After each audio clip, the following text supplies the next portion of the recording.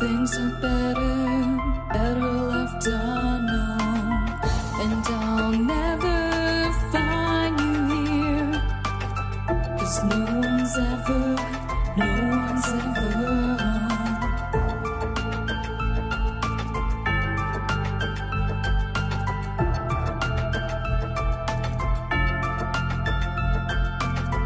Oh, what a widow, a peaceful spider. When the glass is clean, she's a sneaky hider. Hide the lies and the alibis. Oh, what a sinner. Is it in her?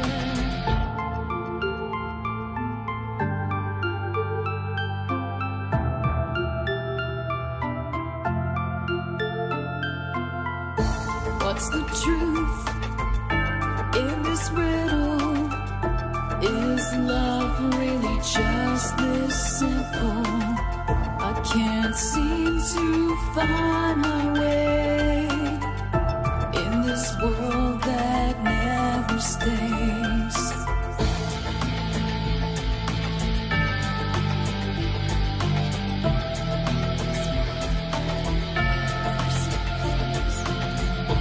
What a widow, a peaceful spider.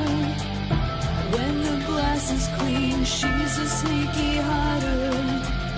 Hide the lies and the alibis. What a sinner. Is it in her?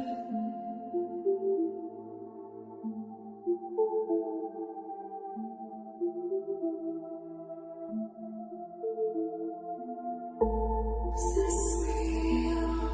Just illusion. I'm lost in wonderland of confusion.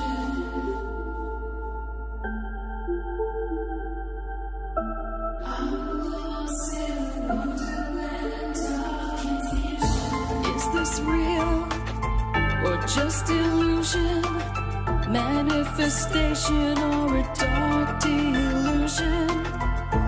Is this real or just illusion?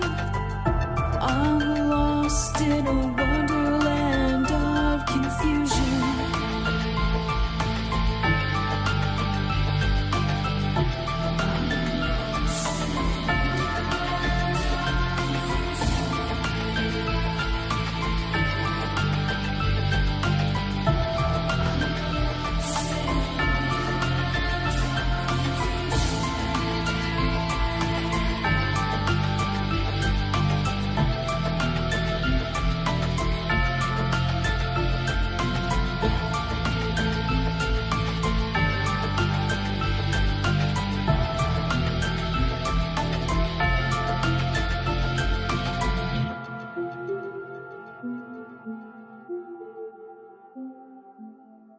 This is Cynthia Sue Larson with Reality Shifters and the International Mandela Effect Conference, and you're now listening to DarkWolf's Den Show on Ripon Common Sense Radio. Ripon Rabbit Hole is a community-driven radio. At times the community comments may reveal prejudices and other beliefs that we or our sponsors do not condone. Views or opinions expressed by the community, callers, or guests are those of the individual speaking and do not represent the views or opinions of this site. Ripon Common Sense content is intended for mature audiences only. Enjoy.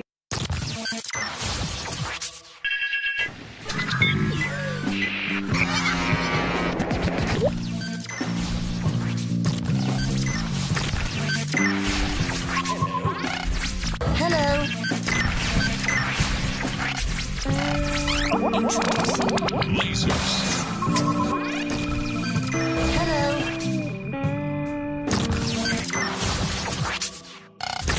This station is now the ultimate power in the universe.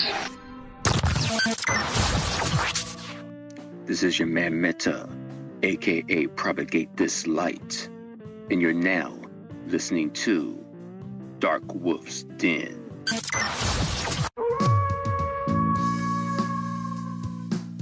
Are ghosts real? We had 1,000 hours of continuous communication with the spirit world. Does time travel actually exist? The laws of physics seem to be compatible with time machines. You know, sometimes I wonder about reincarnation. Don't you?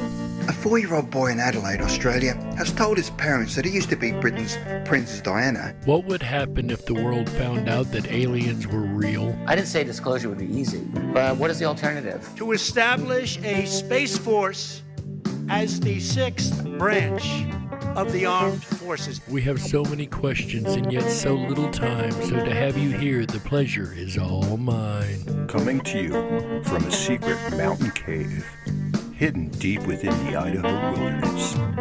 This is the Darkwolf's Den Show.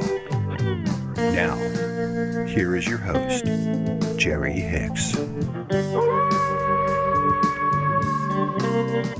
That's right, I am Jerry Hicks, also known as the Dark Wolf, and we are broadcasting live worldwide from high atop the beautifully snow-covered peaks of the Idaho mountains, ripping through the electromagnetic soup, tearing through the atmosphere, and tunneling away into your radio like a quantum particle. This is the Darkwolf's Den Show for Wednesday, January 6, 2021.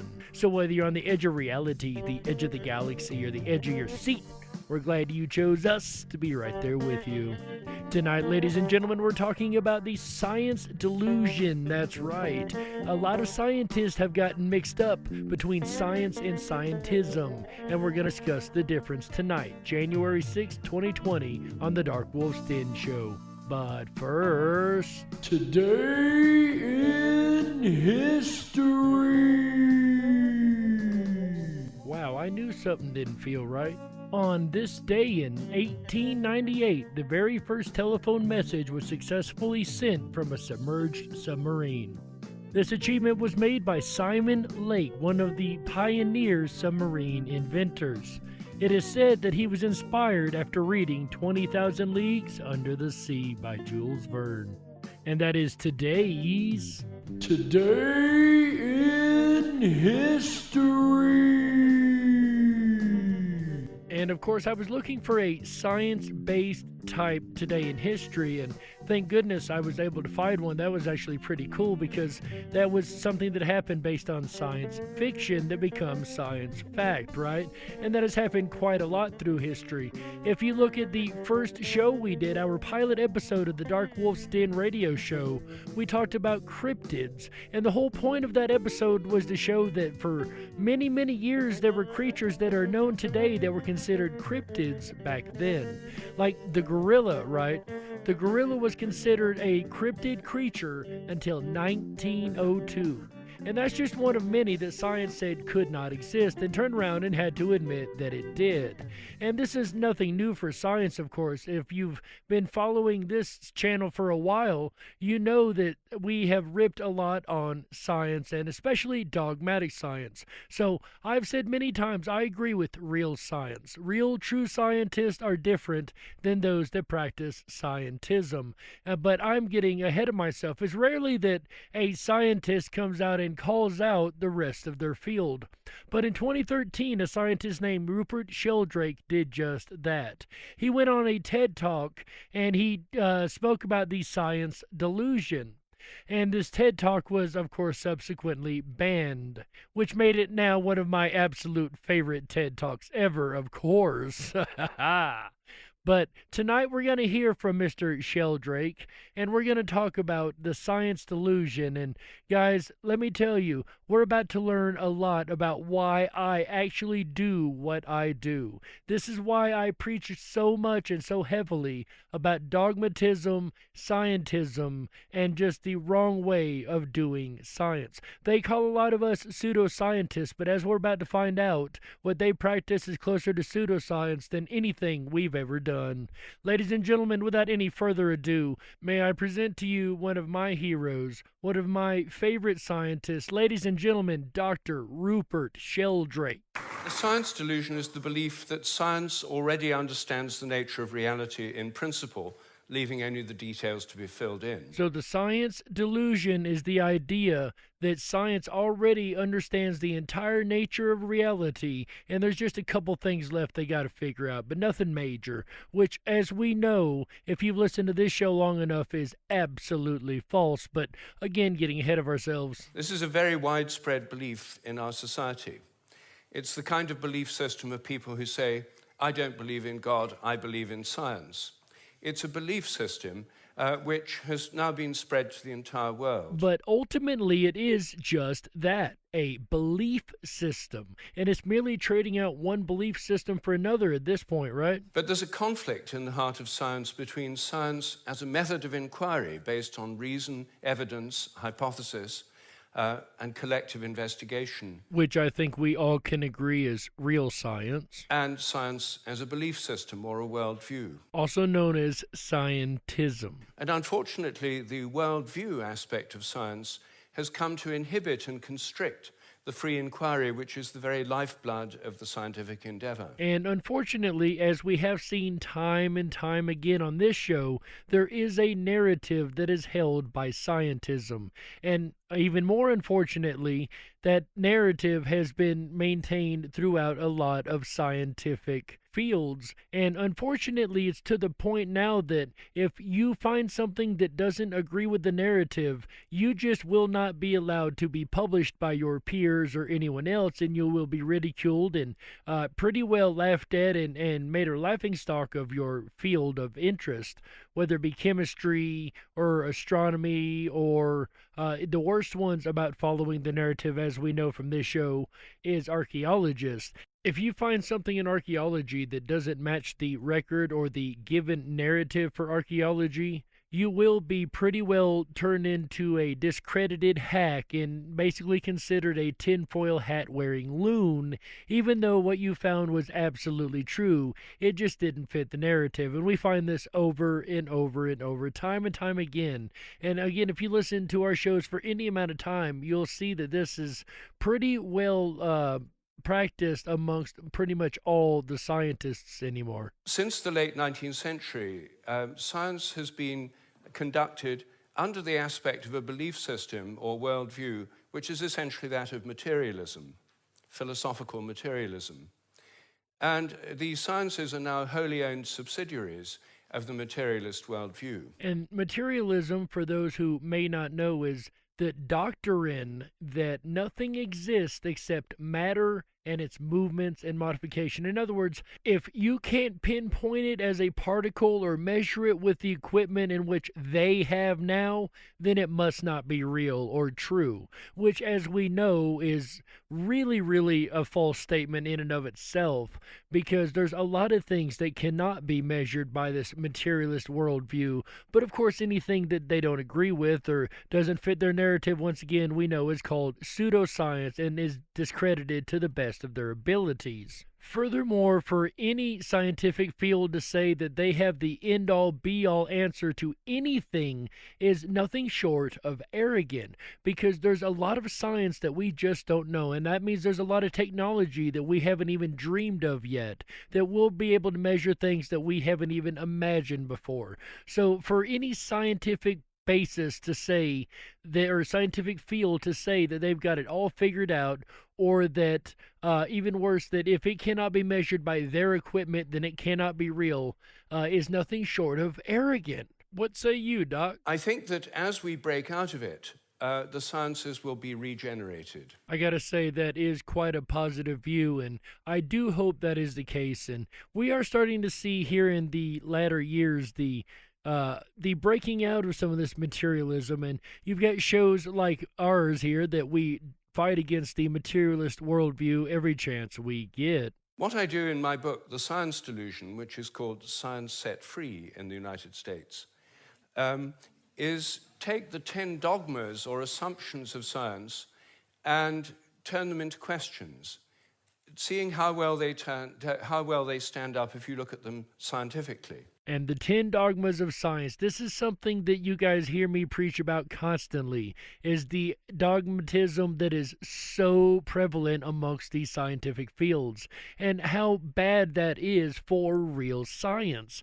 Well, I love this idea here of taking these dogmatisms that are prevalent throughout all of science right now, or all of materialist science, let's be clear, materialist scientism, and let's break these dogmas down and turn them around and turn them into questions instead of statements. Because when you question things, as I've told you guys a million times, question everything. As I've told you guys, with the questioning here, when you question scientism and take their dogmas and turn them around on them, well, things tend to break down on their side. None of them stand up very well. And can you give us some examples, Doc? What I'm going to do is first run through what these 10 dogmas are, and then I'll only have time to discuss one or two of them in a bit more detail. And I happen to know that there's another talk that he gives where he goes even further in depth on some of these dogmas, so if we have time at the end, I'll try to get those in. But no promises, ladies and gentlemen, only if we have time left over. But essentially the 10 dogmas, which are the default worldview of most educated people all over the world, are first, that nature is mechanical or machine-like. And our first dogma tonight, that everything is mechanical and one process leads to another. And, you know, they even tried to convince us that the atom was like a miniature solar system at one point. Of course, now we know that is completely not the case, but this just goes to show the dogmatism of science, because if you dared to question that for the longest time, you were crazy and a science denier instead of a person actually making a valid inquiry. But this first dogma of science, once again, is that everything is mechanical. It's all just one great big natural machine, and I really have a big issue with that. The universe is like a machine. Animals and plants are like machines. We're like machines. In fact, we are machines. We're lumbering robots, in Richard Dawkins' vivid phrase, with brains that are genetically programmed computers. My main issue with that last statement, according, of course, to Mr. Richard Dawkins, who is in some fields highly respected, though none that I've ever been involved with, just the same, Mr. Dawkins states that we are pretty much just lumbering robots. But it must be some really weird programming, because it seems to me if we were all robots, we would all pretty well react to the same things exactly the same way every time. Even organic robots, I would say, would have the exact same reactions to the exact same things. And we know that that is not the case, because even though instinctually we are supposed to be so scared of snakes that we literally freeze up, just the same, there are people who love snakes and own them as pets and everything else. I'm sure you may know a couple of these people. I'm not exactly one of the people who would own a snake or a reptile in my home, but the point here is I don't believe that we are lumbering robots with DNA programming, because once again, I think our reactions to the stimuluses of the world would all be pretty well exactly the same, and fresh ideas would be hard to come by. Some would argue that they are right now, but that's a whole nother topic. And yes, I will concede that the body does work off electricity. The heart works off electricity. The brain works off electricity. However, we cannot put together electrical circuits and create consciousness. Though AI is being worked on to try to prove me wrong on that one, just the same, you'll never have organic consciousness as AI. It will always be, just as it is in the name, artificial intelligence, not organic conscious intelligence that you cannot get from just a bunch of accidental or purpose electrical impulses. Second, matter is unconscious. The whole universe is made up of unconscious matter. Everything in the universe is made up of unconscious matter. And that's another one I have a real hard problem with, because some would argue, yeah, maybe rocks aren't conscious, fair enough, but how would human consciousness arise, right? How would animals be conscious? How would any type of consciousness? Some even say the earth itself has a consciousness. How would that arise if everything is non-conscious matter? And I'm not saying all matter has consciousness, though there is that idea in a lot of philosophical circles, which is called panpsychism, and that's the idea that consciousness exists in every single bit of matter, regardless if it's a piece of a rock and or a human consciousness itself, or a human body, I should say. And if you're wondering if there's a right answer to that, there is not yet. Again, this is still highly debated in many philosophical circles. There's no consciousness in stars, in galaxies, in planets, in animals, in plants, and there ought not to be any in us either, if this theory is true. So a lot of the philosophy of mind over the last 100 years is trying to prove that we're not really conscious at all. And as funny as that sounds, truth be told, one cannot prove that one is conscious any more than one can prove that one is unconscious, right?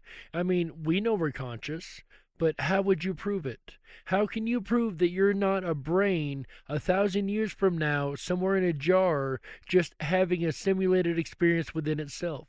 There's no way we could prove any consciousness, as well as there's no way to disprove consciousness. And this is one reason the scientific method was literally set up to ignore the idea of consciousness. It was so fundamentally accepted and known that everyone was conscious that there was no reason to find a way to test it, right? But if you think about it, there's no way to prove that you're conscious any more than there's a way to prove that I'm conscious. But equally, I disagree with the idea that trying to prove that we are literally not consciousness, because we all know that we are very much consciousness, and our consciousnesses of our own uniqueness at that. So the matter's unconscious, then the laws of nature are fixed. This is Dogma 3. I'm sorry, I can't. I have a hard time presenting this with a straight face.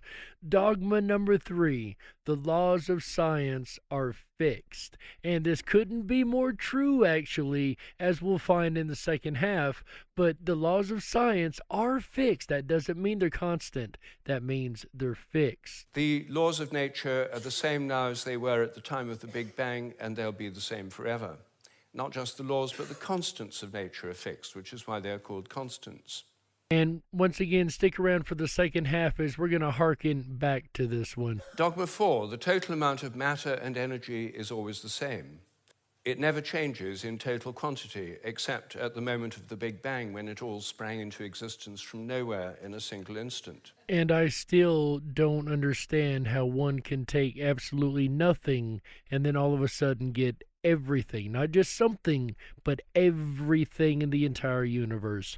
I have a real issue with that. But that is the fourth dogma, that the overall amount of stuff in the entire universe will be exactly the same for all time. Yeah. Now on to dogma number 5. The fifth dogma is that nature's purposeless. There are no purposes in all nature, and the evolutionary process has no purpose or direction. So this dogma literally states that everything is one great big happy accident with no real purpose at all. It shouldn't even be. It has no purpose for being. It shouldn't be. It's just a great big machine, which harkens back to the first dogma of scientism, which is that everything is machine-like. And they carry that on through the entire universe, from the smallest atom to the biggest black hole. They claim is all just, a mechanical process, one following another, which again harkens back to that first dogma. Dogma 6, the biological heredity is material. Everything you inherit is in your genes, or in epigenetic modifications of the genes, or in cytoplasmic inheritance. It's material. To put that another way, the soul or the spirit is an impossibility because they can't find a material existence for it. You are just a bunch of neurons and electrons and flesh that happen to come together in the right way to create you.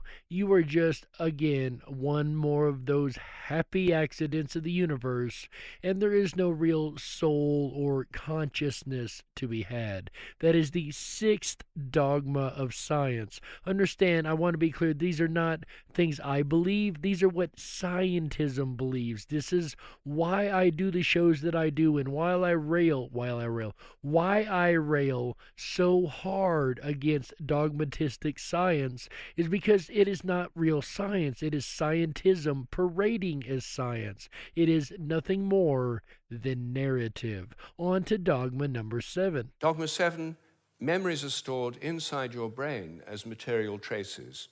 Somehow everything you remember is in your brain in modified nerve endings, phosphorylated proteins. No one knows how it works, but nevertheless, almost everyone in the scientific world believes it must be in the brain. And the youngest of the paranormal communities, the Mandela Effect community that has recently grown over the last, 4 or 5 years, if not, 10 years, that has really questioned this dogma, right? When it comes to memory, Mandela Effect community has really dug into the deep research and proven that the dogmatisms of scientism when it comes to that are very much wrong. Dogma 8, your mind is inside your head.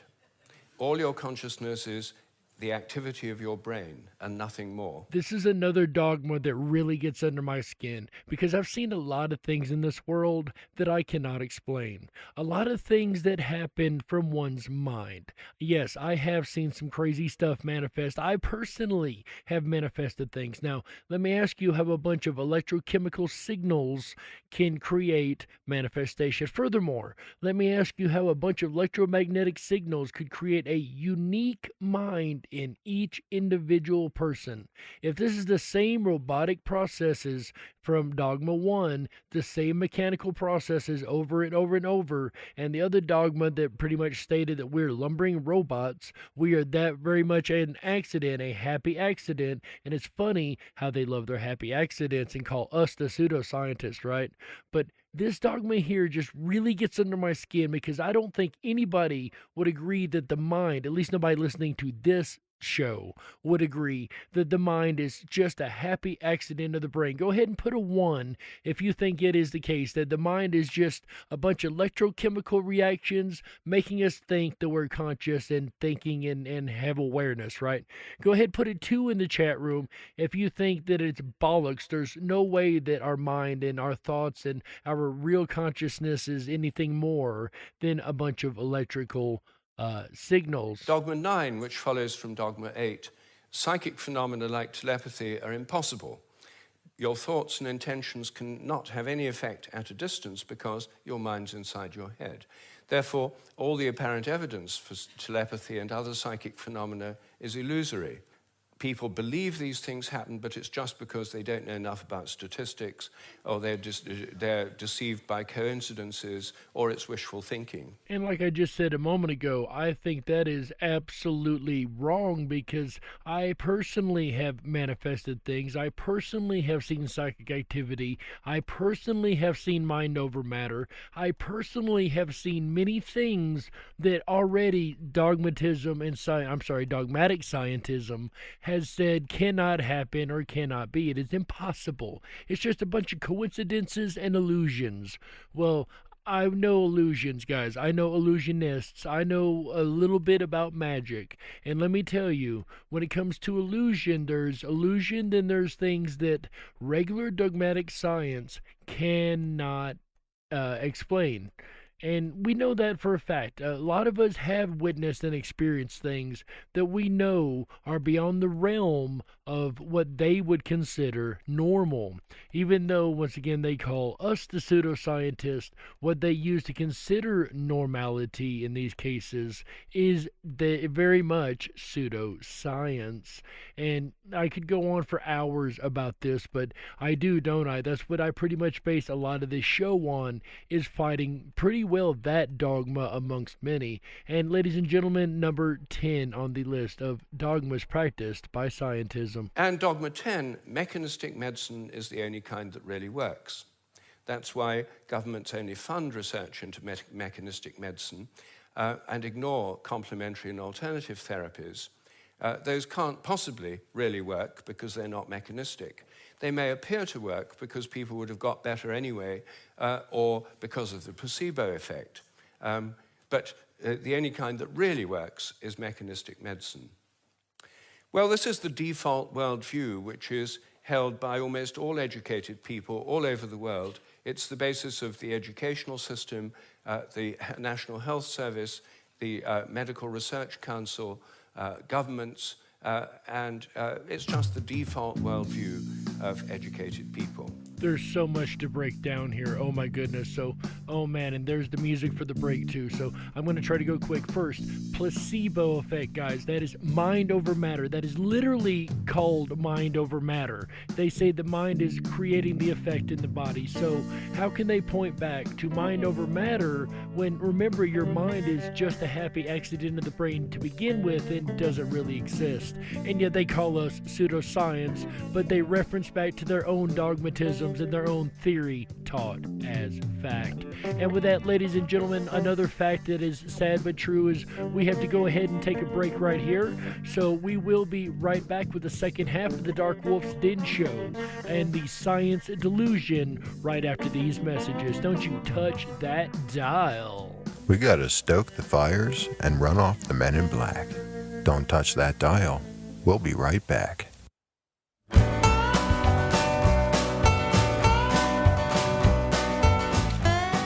Hi everyone, it's AJ the Rippin' Rabbit. Congratulations, the weekend has begun. Give yourselves a round of applause for being smart enough to be here.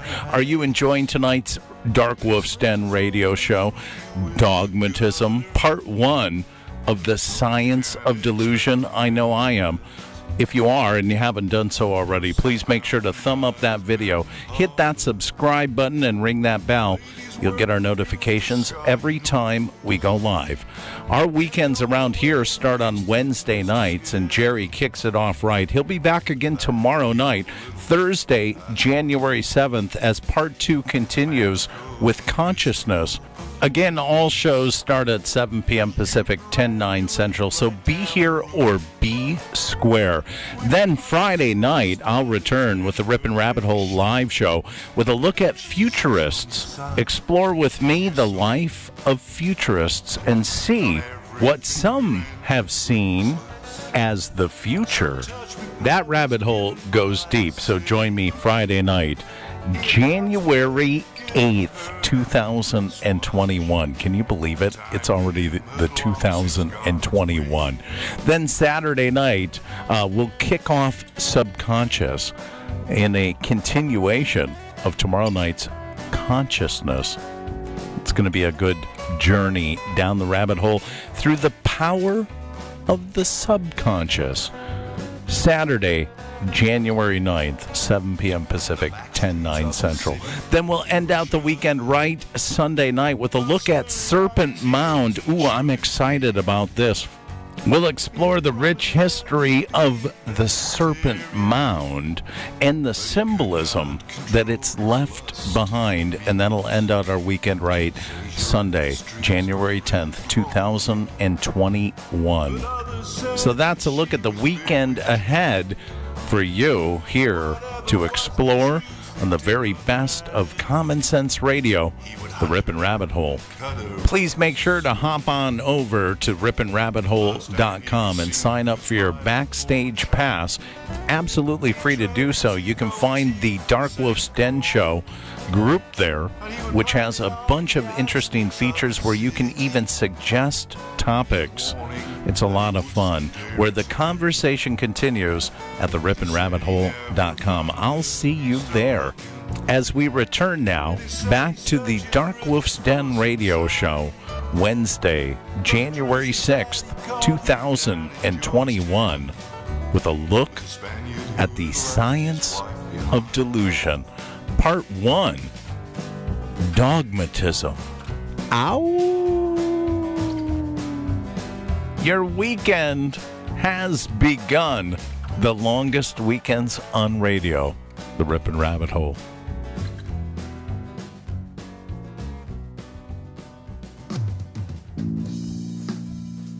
If you were meant to be controlled, you would have come with a remote, but you didn't. And that's why you listen to the Darkwolf's Den Show. Now, here is your host, Jerry Hicks. That's right, I am Jerry Hicks, also known as the Dark Wolf, and welcome back to the second half of the Darkwolf's Den Show. Whether you're on the edge of reality, the edge of the galaxy, or the edge of your seat, we're glad you chose us to be right there with you.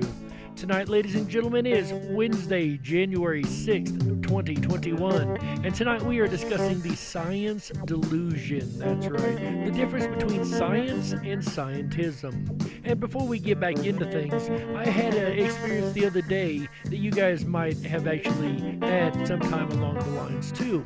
This is called the Facebook delusion, and I experienced this the other day. You know, I forget that you can't post real information on Facebook anymore. And it's really funny. It's neat how they got this set up.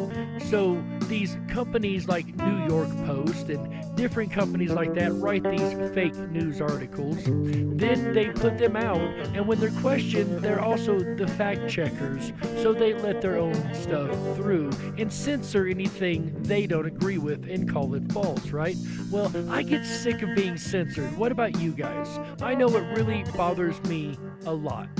And we here at the Rip and Rabbit Hole really got tired of it too, so we fixed the problem, ladies and gentlemen. We've created the Rabbit Hole. We want you to come down the rabbit hole with us over at the ripinrabbithole.com. That is RIPONRABBITHOLE.com. That's right. Over there you will find Down the Rabbit Hole. You're going to have to sign up for a backstage pass, absolutely free. Make sure you have your account registered, and you'll be able to join us in the rabbit hole back there. This is the new version of social media, ladies and gentlemen. We do not censor. We will not take your post down. We want information to be shared and shared freely. We are a community-generated press, and we want to take that to the next level. And we want to do it for you guys because we, like you, are tired of our information being censored on Facebook and Twitter and YouTube and all of the other things that we try to use for social media that decides that our information isn't good enough and only we can be presented with the information they allow us to be presented with. There used to be a time when the internet was free, and this delusion can be broken also by you. Don't get caught in the Facebook delusion, ladies and gentlemen. Go over to the ripinrabbithole.com and sign up for a backstage pass and go down the rabbit hole with us where the conversation never ends, ladies and gentlemen. And speaking of the conversation never ending, the conversation of science versus scientism is also an ongoing conversation that is raging even to this day. And in here on this show, we pretty much went to war against scientism, and I am proud to say that. I will gladly admit I have taken up the mantle to fight scientism. Since episode 1, we have pointed out different ways that scientism has been wrong time and time again, and I am constantly talking about how much the dogmas of science really annoy me, but we never really have a chance to explain what those dogmas are until tonight. In the first half, we went through the 10 dogmas of science. That's right. In the second half, we're going to actually break down some of these dogmas. Remember earlier in the first half, if you were listening, or you happened to be tuned in the first half, I should say, I mentioned that we would hearken back to the idea of the laws of nature's being fixed. And again, I'm not talking about being constant. I really mean that the laws of nature were actually fixed, ladies and gentlemen. To explain further, here is our return speaker this evening, Dr. Rupert Sheldrake. I'm going to take first the idea that the laws of nature are fixed. This is a hangover from an older worldview before the 1960s when the Big Bang Theory came in. People thought that the whole universe was eternal, governed by eternal mathematical laws. And in a universe that was just consistently eternal, the laws would have to be fixed, of course, to be consistent. However, in a universe like ours, it's much, much different. When the Big Bang came in, then that assumption continued, even though the Big Bang revealed a universe that's radically evolutionary, about 14 billion years old, growing and developing and evolving for 14 billion years, growing and cooling, and more structures and patterns appear within it. But the idea is all the laws of nature were completely fixed at the moment of the Big Bang, like a cosmic Napoleonic code. Which they absolutely are not a fixed code, but humans in all their arrogance made sure to make them just that. And we'll hear about that here in just a minute. As my friend Terence McKenna used to say, modern science is based on the principle, give us one free miracle and we'll explain the rest. And the one free miracle is the appearance of all the matter and energy in the universe and all the laws that govern it from nothing in a single instant. And very wise words spoken by Terence McKenna, of course, because as we know, they call us pseudoscientists all the time because we disagree with their pseudoscience, right? Give us one miracle and we'll figure out the rest. Give us a freebie, give us a head start, and we'll start guessing from there, is what that really breaks down to. Well, in an evolutionary universe, why shouldn't the laws themselves evolve? And if you buy scientism's own words, the Big Bang Theory, and let's be clear here, it's theory taught as fact, the Big Bang Theory, it's in the name, but, scientism is good at teaching theory as fact. That aside, if you buy the idea that the Big Bang actually happened, right? And after that, everything was completely hot and super hot, nothing could really condense or do anything. And then as the universe cools down, things start to condense. Now, we've already seen one evolution in that step right there. The cooling is an evolution. It changes the way matter forms and interacts with each other. The laws evolved from not being able to interact as it cooled down to being able to interact. So we already have seen in scientism's own worldview that the universe is not fixed but ever evolving, which means the laws that govern it would also have to ever evolve. They could not stay fixed. After all, human laws do, and the idea of laws of nature is based on a metaphor with human laws. It's a very anthropocentric metaphor. Only humans have laws. In fact, only civilized societies have laws. As C.S. Lewis once said, to say that a stone falls to earth because it's obeying a law makes it a man and even a citizen. It's a metaphor that we've got so used to, we forget it's a metaphor. In an evolving universe, I think a much better idea is the idea of habits. I think habits is a much better description because, yes, we see many, many planets in the universe, but very few of them like Earth. They're habitually the same. They're round. They go around the sun. They're in a system, things like that. But very few of them are like Earth, at least very few that we know of. I think the habits of nature evolve. The regularities of nature are essentially habitual. This was an idea put forward at the beginning of the 20th century by the American philosopher C.S. Peirce. And it's an idea which various other philosophers have entertained, and it's one which I myself have developed into a scientific hypothesis, the hypothesis of morphic resonance, which is the basis of these evolving habits. And hopefully pretty soon we'll be able to actually do an episode about morphic resonances and morphic fields. It's actually a really interesting topic that I cannot wait to get into, but it's a little bit down the line on the schedule right now. But I want to spend a few moments on the constants of nature too, because these are again assumed to be constant.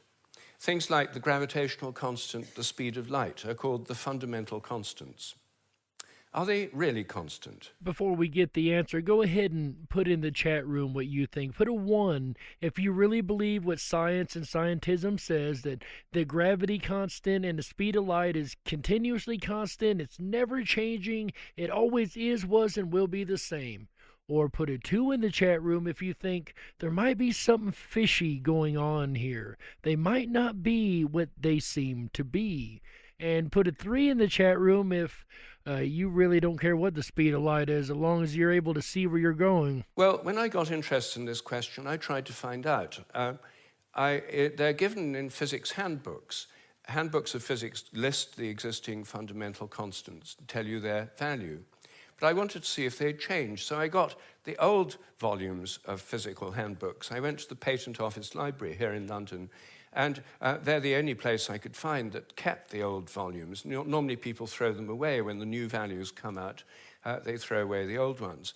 When I did this, I found that the speed of light dropped between 1928 and 1945 by about 20 kilometers per second. It's a huge drop because they're given with errors of only fractions of decimal points of error.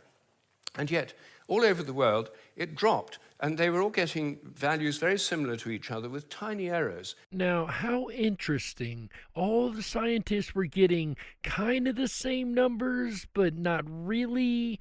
There was a little bit of significant error there, but they were sort of the same, but it was definitely lower. Definitely different than a consistent number, than a constant. Now, what's going on? Why are we told that it's constant if we know these scientists were definitely recording different values for the exact same speed of light? Well, again, us humans decided we could not stand for that. We have to have something be constant. Then in 1945, it went up, 48, it went up again. And then people started getting very similar values again. I was very intrigued by this, and I couldn't make sense of it. So I went to see the head of metrology at the National Physical Laboratory in Teddington. Metrology is the science in which people measure constants. And I asked him about this. I said, what do you make of this drop in the speed of light between 1928 and 1945? And he said, oh dear, he said, you've uncovered the most embarrassing episode in the history of our science. So I said, well, could the speed of light have actually dropped? And that would have amazing implications if so. He said, no, of course it couldn't have actually dropped. It's a constant. I love the arrogance of that answer. Well, of course it couldn't have dropped. It's a constant. We said it was the same. We said it's a constant. There's no way it could have changed. But the way that they solved this problem will really make you question science or scientism on every level. Check this out, guys. So, well then how do you explain the fact everyone was finding it going much slower during that period? Is it because they were fudging their results to get what they thought other people should be getting, and the whole thing was just produced in the minds of physicists? We don't like to use the word fudge.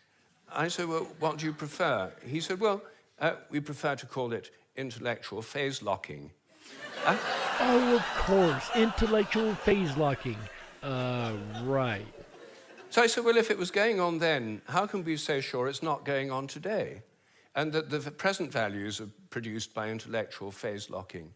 So how do you think that they were able to actually make sure that that doesn't happen again? How do they make a constant? Well, they fix the problem, right?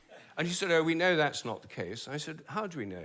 He said, well, we've solved the problem. And I said, well, how? He said, well, we fixed the speed of light by definition in 1972. So I said, but it might still change. He said, yes, but we'd never know it because we've defined the meter in terms of the speed of light. So the units had changed with it. So he looked very pleased about that. They'd fixed that problem. Oh, fixed it they did, didn't they? They made sure it would never come into question again, no matter what. So the speed could change, and we'd never know the difference, ladies and gentlemen, because, you know, the laws of nature are fixed. They're fixed by the guys that fix the measurements. They're not constant, they're not correct, but they're fixed. And once again, I would like you to keep in mind, these are the same people that beat us over the head in the paranormal communities with the word pseudoscience and pseudoscientist, and you have no idea what you're talking about, and that doesn't fit our narrative all the time. We are constantly discredited and told it's pseudoscience. Yet this is from the same people that literally fixed the constants of the universe in such a way that they could not be measured any other way. So guess what happens if you make a measurement that doesn't fit? Oh, it's just an anomaly and throw it out. That's right. When in all truth, if you listen to science and scientism, sometimes they'll admit this, different mediums, whether it be gas or plasma or air or water, different mediums we know bend, slow down, or can allow light to speed up in some instances. So how can the speed of light be constant or the same and different materials change the speed of light. You don't get both ways. You can't have it two ways. You can't have your cake and eat it too. It either is or it isn't, right? But I said, well, then what about big G, the gravitational constant, known in the trade as big G? It's written with a capital G. And you've heard me discuss before on this show that there is no such thing as a consistent gravitational measurement across all of the Earth. The gravity changes as the landscape changes. Gravity is going to be different at a much higher location, say the top of a mountain at 6,000 feet, than it is going to be at sea level. The further away from the object you are, there's going to be a difference in gravity measurement. And that is definitely not constant either. However, we are talking a small scale, just the Earth compared to the entire universe. So on the galactic scale, the big G, is there something wrong with that measurement also? Newton's universal gravitational constant. That's varied by more than 1.3% in recent years. And I would reiterate that this was in 2013 that this talk was given, so over 8 years ago now. And it seems to vary from place to place and from time to time. And he said, oh, well, those are just errors. And unfortunately, there are quite big errors with big G. So I said, well, what if it's really changing? I mean, perhaps it is really changing. And then I looked at how they do it. What happens is they measure it in different labs. They get different values on different days, and then they average them. And then other labs around the world do the same, and they come out usually with a rather different average. And then the International Committee on Metrology meets every 10 years or so and average the ones from labs around the world to come up with the value of big G. And yet another, quote, constant of the universe that is actually being manipulated by the ones in charge. And that is so completely sad because it's hard to do real science when the numbers you're using aren't real, which means we'll never get real answers unless we make real-time measurements and include the ideas and understanding that the constants aren't really constant. That breaks the scientific method all to shreds because you're not using real data and information. You are literally using, how did he put it earlier, mentally phase-locked data, and that is not correct data. So how can you have any formulas that come out with a correct answer if the actual numbers aren't constant? That is complete scientism, and that is do as I say, not as I do type of thinking. But what if G were actually fluctuating? What if it changed? There's already evidence, actually, that it changes throughout the day and throughout the year. What if the Earth, as it moves through the galactic environment, went through patches of dark matter or other environmental factors that could alter it? Maybe they all change together. What if these errors are going up together and down together? For more than 10 years, I've been trying to persuade metrologists to look at the raw data. In fact, I'm now trying to persuade them to put it online on the internet with the dates and the actual measurements and see if they're correlated, to see if they're all up at one time, all down at another. If so, they might be fluctuating together, and that would tell us something very, very interesting. But no one has done this. They haven't done it because G is a constant. There's no point looking for changes. You see, here's a very simple example of where a dogmatic assumption actually inhibits inquiry. I myself think that the constants may vary quite considerably, well, within narrow limits, but they may all be varying. And I think the day will come when scientific journals like Nature have a weekly report on the constants, like stock market reports in newspapers. You know, this week, big G was slightly up, the charge on the electron was down, the speed of light held steady, and so on. That's one area, just one area where I think thinking less dogmatically could open things up. One of many, many areas of science where dropping the dogmatism and thinking less dogmatically would open up a lot more finds. One of the biggest areas is the nature of the mind. This is the most unsolved problem, as Graham just said, that science simply can't deal with the fact we're conscious. And we also spoke about this in the first half, and this is a topic that we're going to try to carry throughout the entire month of January. Since we've been doing themed episodes for the last 3 months, I've been waiting to do this topic till this month. And this month's theme is going to be the mysteries of consciousness, or the hard problem of science. And it can't deal with the fact that our thoughts don't seem to be inside our brains. Our experiences don't all seem to be inside our brain. Your image of me now doesn't seem to be inside your brain, yet the official view is there's a little Rupert somewhere inside your head, and everything else in this room is inside your head. Your experience is inside your brain. In other words, the leading idea is that we are literally hallucinating reality. I am not joking. I can barely say that myself with a straight face. But that is the prevailing idea, is that we are literally hallucinating reality. I'm suggesting actually that vision involves an outward projection of images. What you're seeing is in your mind but not inside your head. Our minds are extended beyond our brains in the simplest act of perception.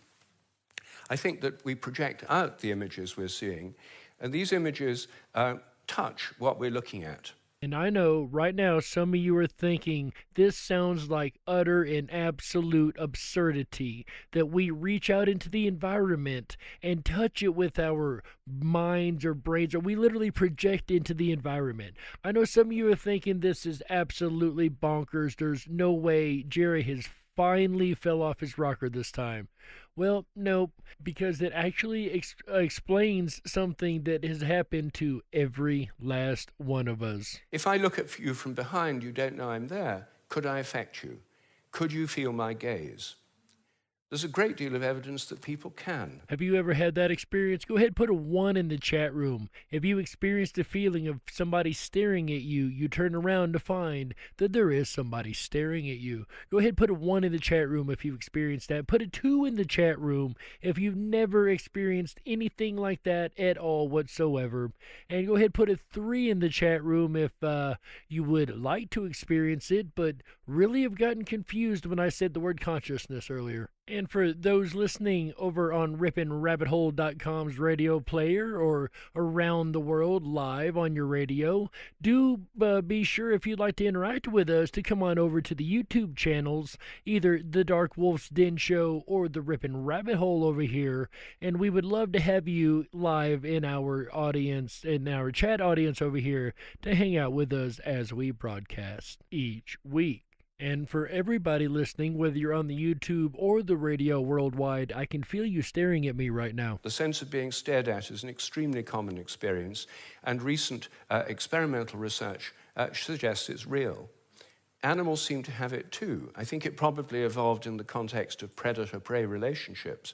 Prey animals that could feel the gaze of a predator would survive better than those that couldn't. So even speaking on evolutionary standards, it would make sense to have that ability. This would lead to a whole new way of thinking about ecological relationships between predators and prey, also about the extent of our minds.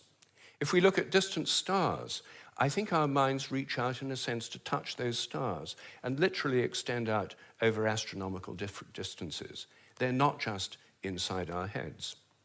Now, it may seem astonishing that this is a topic of debate in the 21st century. We know so little about our own minds that where our images are is a hot topic of debate within consciousness studies right now. And a debate that is still raging even today in 2021. Because remember, this once again was recorded in 2013, and the debate has only gotten hotter. Trust me, I've been following this for quite a while, and I cannot wait to present this month's worth of information to you guys, because, I mean, it is a lot. I don't have time to deal with any more of these dogmas, but every single one of them is questionable. If one questions it, new forms of research, new possibilities open up. And I think as we question these dogmas that have held back science so long, science will undergo a reflowering, a renaissance. I'm a total believer in the importance of science. I've spent my whole life as a research scientist, my whole career. But I think by moving beyond these dogmas, it can be regenerated. Once again, it can become interesting and, I hope, life-affirming. Thank you. And thank you, Dr. Rupert Sheldrake, ladies and gentlemen. This is why I do what I do. Like I said in the beginning, in the intro, from day one, I have fought against scientism on this show. I have fought against dogmatism on this show because it is absolutely ruining free thought and science, and I don't like it. And when I get talks like this where I can really explain to you guys my point of view, this is really why I believe in the paranormal. I know there's a lot of paranormal stuff out there. I've seen paranormal stuff. And the dogmas of science, and like in the cryptids episode, like I mentioned earlier, just show that science don't have the answers. Nowhere near all the answers. So just because they call you a pseudoscientist means absolutely nothing. A pseudoscientist means you may be on the right track. That's right, ladies and gentlemen. Just because they don't agree with you doesn't mean you're wrong. Just look at Copernicus, look at Einstein, look at all the many scientists through the years that were ridiculed and smeared and told they were heretics at some point, only to find out that they were absolutely right. Ladies and gentlemen, when I say stay awake but dare to dream, it really goes to the heart of this episode. But nevertheless, ladies and gentlemen, in the end, when it comes to the debate between science and scientism, between being dogmatic or open-minded, but between being free-thinking or closed off to new ideas, ladies and gentlemen, in the end, it's up to you. It really is. Because in today's world, we hear about trust the science, right? We hear trust the science so much across the news cycles anymore because that's what they want to beat into your head, the science that they're presenting. But remember, the science we were presented with most of our life, the constants of gravity, the constants of light, the constants of the universe, are not really constant. There's no such thing as a constant in the universe. It's merely a fix of science. But what do you guys think? Do you guys think that science tells us the truth, that we should trust the science being presented to us, even though we can find science, real science, that disagrees with what is being presented by the talking heads on TV? Do we really think that we can believe them, or do we think we should do our own research and really look into the science that is presented on both sides of the aisle? Maybe that is the real scientific delusion, ladies and gentlemen. In the end, you be the judge. We got to close it out. That's right, that's it for this episode of the Darkwolf's Den Show for Wednesday, January 6th, 2021. So whether you're on the edge of reality, the edge of the galaxy, or the edge of your seat, we're glad you chose us to be right there with you. Ladies and gentlemen, this show may be ending, but tomorrow night we will be back, January 7th, 2021, 7 p.m. Pacific, 10/9 Central, with an all-new episode of the Darkwolf's Den Show. That's right. We're going to carry on this discussion of the scientific delusion with a talk about consciousness, also known as the hard problem of science, because science is actually stumped when it comes to this, and there's so much about the consciousness that is still a mystery, and a lot of it is considered paranormal. Things that scientism says can't exist, we know can. And we're going to kick off this discussion tomorrow night, and it's going to be the discussion that we carry throughout the entire month of January. So we're going to have themed shows surrounding the idea of consciousness, and I promise you guys do not want to miss a minute of this. If you learned a lot tonight, just wait till tomorrow night, January 7th, 2021, on the Darkwolf's Den Show, 7 p.m. Pacific, 10/9 Central, right here on Ripin' Common Sense Radio. That's right. Then on Friday, our buddy AJ, the Rippin' Rabbit, will be back on the airwaves with the Rippin' Rabbit Hole live show. That's right. And you know, these big old wolf ears, we tend to eavesdrop on those rabbits over there. And I happen to know his topics for this week. Check this out, guys. On Friday night, he's going to be talking about futurists. In this day and age, there's a lot of of really quick innovations that are happening left and right. And the futurists of today are talking about such amazing dreams of tomorrow that they're almost unbelievable. That's right. You guys are going to have to tune in Friday night to find out what those are. January 8th, 2021. Then on Saturday, January 9th, 2021, AJ will be back with another episode of the Rippin' Rabbit Hole live show, and he's going to delve into the mysteries of the subconscious. I find it interesting. We're going to get it rolled up with the consciousness discussion tomorrow night, and then on Saturday he's going to pick up the ball with the subconscious discussion. You guys definitely want to tune in for that. There's so much that you can do when you learn to train your subconscious. Then on Sunday, he's going to really delve into a topic that I get exhilarated by, and that is the Serpent Mound. That's right. You guys I'm sure have heard about the mound builders in Mississippi and the Serpent Mounds and all the different mounds, of course, that are spread across the Ohio Valley. If not, then you are definitely going to enjoy this episode, ladies and gentlemen. That is, again, January 9th, Sunday, 7 p.m. Pacific, 10/9 Central. All shows here on Rippin' Common Sense Radio start at 7 p.m. Pacific, 10/9 Central, and we'd love to see everybody there. Another place that I would love to see everybody is over at the RippinRabbitHole.com. That's right, that is RippinRabbitHole.com. That's right. Over there you're going to find my favorite hangout, the 24/7 Backstage Lounge. You will need to sign up for a Backstage Pass. That's absolutely free, by the way, and you can join us in the chat room all night long. Another place we would love to see everybody join us is called Down the Rabbit Hole. Check this out, guys. I spoke about this earlier. Are you tired of being censored by Facebook, Twitter, YouTube? All these big tech companies think they've got you where they want you. They think that you're not going to stop using their service, and they think that they can censor what you've got to say or what you're able to see. Well, we got sick of that. We wanted freely expression truth. We want you to be able to post whatever you see and whatever you find, and we aren't going to tear it down or try to bring in our false fact checkers like Facebook. So guys, if you want a social media network like that, we've created it here at the RippinRabbitHole.com, and we would love to see every one of you over there and help us grow this community so we can really continue to share truth about all things that intrigue you, whether it be political, whether it be paranormal, whether it be somewhere in the middle. Heck, we'd like to hear what you had for dinner. Just come on over, hang out with us, and share freely. That's right, that is the RippinRabbitHole.com. And while you're there, make sure you sign up for our newsletter. It goes out every Wednesday morning, and it'll have all the shows and topics that we're going to be doing for the entire 5-day weekend here on Rippin' Common Sense Radio. You do not want to miss this. This is a weekly information treasure, really, and you can send it out to your friends and family and your family's friends and let them all know about the topics we're going to be discussing, because maybe they might have an interest that you weren't aware of. So definitely go on over, sign up for the mailing list. We do not sell your information. We do not send mass emails or multiple emails. We send one a week and one only. That's right, ladies and gentlemen.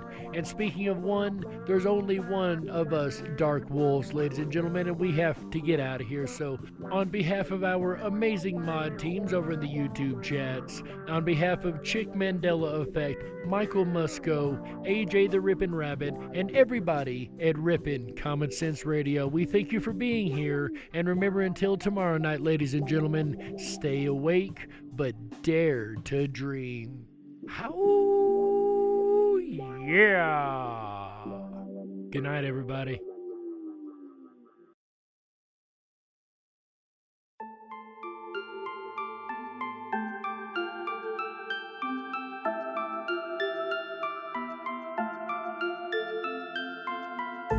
Unlocked and into the dark. Some things are better left unknown. And I'll never find you here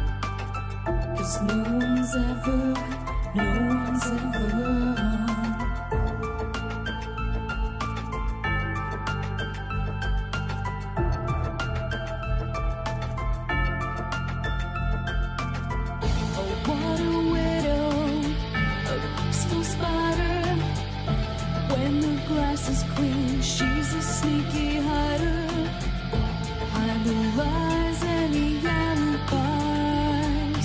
Oh, what a sinner is it in her?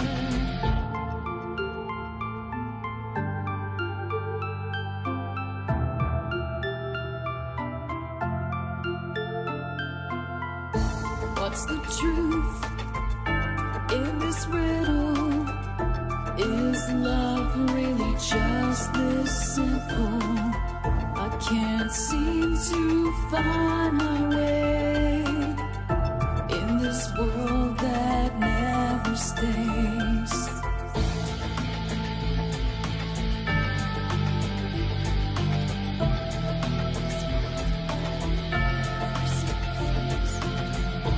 What a widow, a peaceful spider. When the glass is clean, she's a sneaky hider. Hide the lies and the alibis. What a sinner is it in her?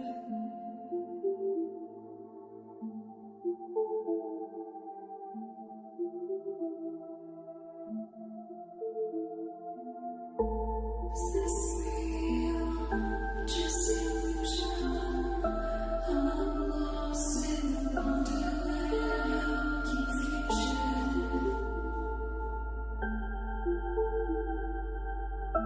I'm lost in wonderland of confusion. Is this real or just illusion? Manifestation or a dark delusion? Is this real or just illusion? I'm lost in a wonderland of confusion.